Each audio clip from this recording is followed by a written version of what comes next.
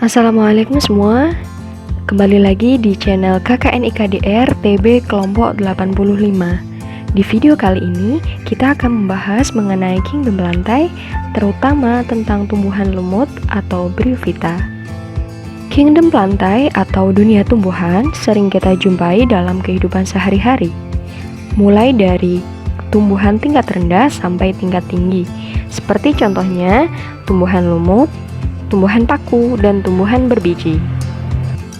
Ciri utama yang dimiliki kingdom lantai adalah yang pertama multiselular atau bersel banyak.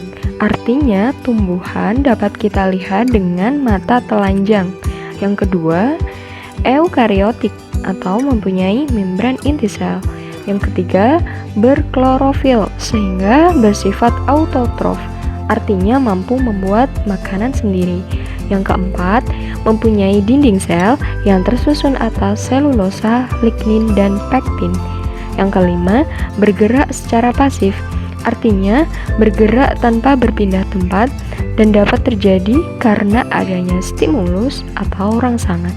Dan yang keenam, mengalami metagenesis atau pergiliran keturunan dari generasi sporofit ke generasi gametofit dan sebaliknya.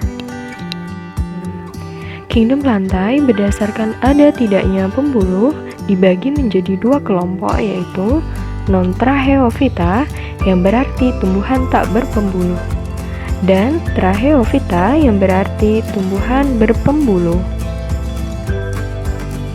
Pada non-tracheophyta, akar, batang, dan daunnya tidak sejati, artinya belum bisa dibedakan sehingga disebut talus atau talophyta. Pada tracheophyta mempunyai akar, batang, dan daun sejati, artinya bisa dibedakan, sehingga disebut kormus atau kormophyta. Anggota tumbuhan non-tracheophyta adalah tumbuhan lumut atau bryophyta. Sementara itu, anggota tumbuhan tracheophyta adalah tumbuhan paku atau pteridophyta dan tumbuhan berbiji atau spermatophyta. Spermatophyta terdiri atas tumbuhan gymnospermae atau tumbuhan berbiji terbuka dan tumbuhan angiospermae atau tumbuhan berbiji tertutup. Angiospermae terdiri atas tumbuhan monokotil atau tumbuhan berkeping satu dan tumbuhan dikotil atau tumbuhan berkeping dua. Berikutnya kita akan membahas mengenai tumbuhan lumut atau bryophyta. Ini merupakan gambar tumbuhan lumut daun dan memiliki struktur sporangium atau kotak spora, seta atau tangkai sporangium, daun, dan rhizoid atau akar semu. Sporangium dan seta merupakan fase sporofit, sementara daun dan rhizoid merupakan fase gametofit. Tumbuhan lumut memiliki ciri umum, habitat di tempat lembab, tidak berpembuluh, tumbuhan peralihan dari talus ke kormus, bereproduksi dengan spora, dan mengalami metagenesis. Berikut ini adalah metagenesis tumbuhan lumut. Lumut bereproduksi dengan spora. Spora yang jatuh di tempat sesuai akan menjadi protonema.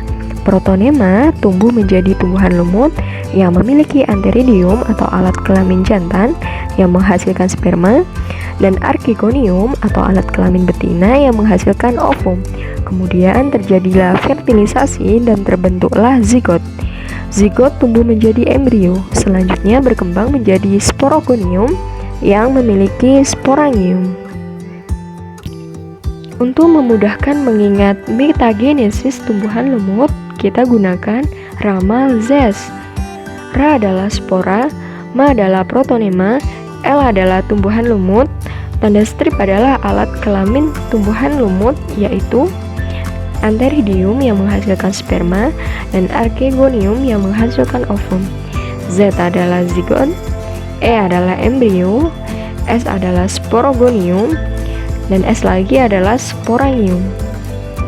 Ramal bersifat N atau haploid dan merupakan fase gametofit, yaitu fase yang menghasilkan gamet.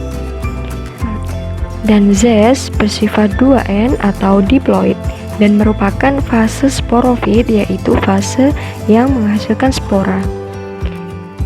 Sporangium bersifat 2N atau diploid, mengalami pembelahan meiosis untuk membentuk spora haploid. Dalam kehidupan sehari-hari, metagenesis tumbuhan lumut yang sering kita jumpai adalah tumbuhan lumut itu sendiri. Maka, fase dominan metagenesis tumbuhan lumut adalah fase gametofit. Klasifikasi tumbuhan lumut atau bryophyta dibedakan dalam 3 kelas, yaitu yang pertama, kelas Hepaticeae atau Hepaticopsida, yaitu lumut hati. Contohnya adalah Marchantia polymorpha, Rhizocarpus natans, Rebolia hemisperica. Yang kedua adalah kelas Anthoceratopsida atau lumut tanduk. Contohnya adalah Anthoceros laevis. Untuk kelas yang ketiga adalah kelas Bryopsida atau musci, yaitu lumut daun. Nah, inilah jenis lumut yang sering kita lihat dalam kehidupan sehari-hari. Contohnya adalah Polytrichum sp dan Sphagnum sp. Peran tumbuhan lumut dalam kehidupan manusia di antara contohnya adalah Marchantia polymorpha digunakan untuk mengobati penyakit hati. Sphagnum sp yang merupakan komponen lahan gambut dan pada jenis spesies tertentu digunakan sebagai pengisi pembalut. Dan tumbuhan lumut merupakan vegetasi perintis. Demikianlah video tentang kingdom plantae, submateri tumbuhan lumut atau bryophyta. Semoga bermanfaat dan sampai jumpa lagi di video berikutnya. Wassalamualaikum.